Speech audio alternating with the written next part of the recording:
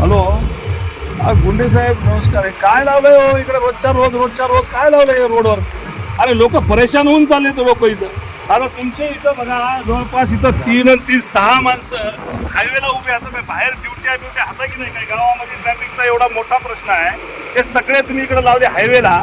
रोजच्या रोज लाखो रुपयाचं तुम्ही इथं ते लोकांपासून हे घ्यायला लागले. एक दिवस ठीक आहे, 2 दिवस ठीक आहे,